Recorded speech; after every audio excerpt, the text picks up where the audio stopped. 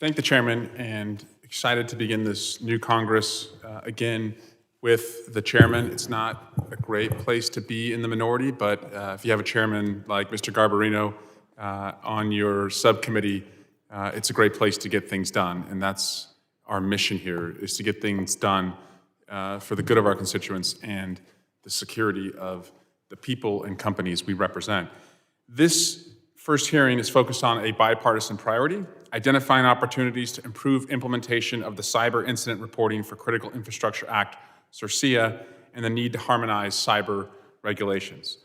Before I begin, though, I did want to take a moment to recognize and express my condolences to the family, friends, and constituents of Congressman Sylvester Turner, who passed away last week. He was a member of this subcommittee, and his passion for cybersecurity, whether it was as the mayor of one of America's largest cities in Houston, that was clear also as a member of Congress serving on a committee that works on that.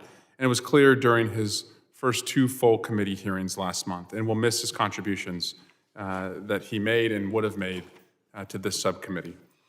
Turning to the subject of today's hearing, I agree that compliance costs can outweigh the security benefit of regulations when compliance with duplicative regulations cuts into investment and security.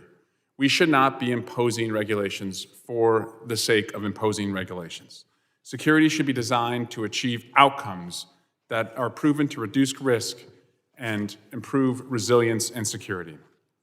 Toward that end, I am pleased to support CIRCIA because it addressed a concrete security gap and will improve the government's ability to detect and disrupt malicious cyber activity. It also put in place a framework that ensures covered entities would not need to report the same cyber incidents multiple times to multiple regulators.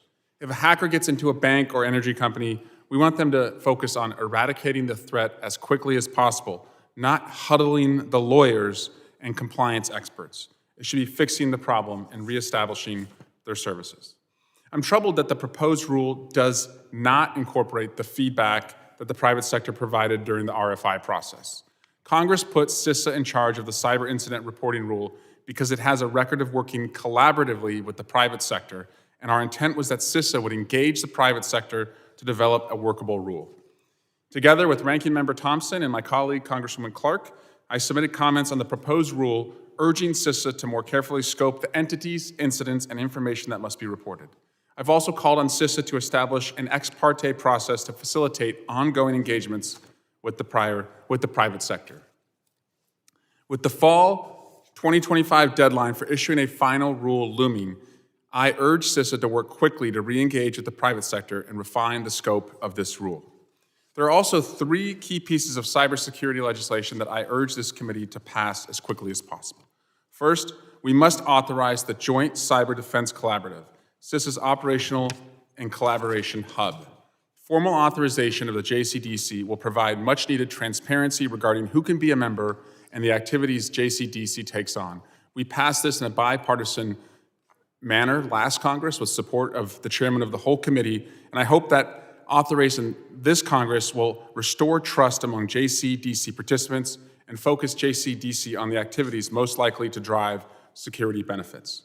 Relatedly, the Cyber Information Sharing Act of 2015 is set to expire at the end of September. The bill is the foundational collaboration between the government and the private sector, and it must be reauthorized.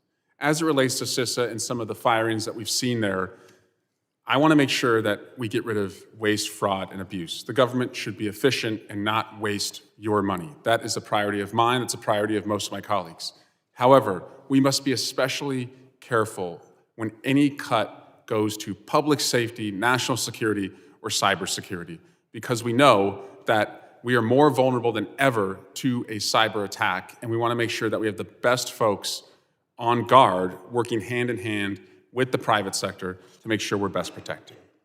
Finally, state and local cybersecurity grant programs will expire on September 30. The grant program has helped state and local governments across the country improve their ability to defend against and become resilient to sophisticated cyber attacks from our adversaries and other criminals.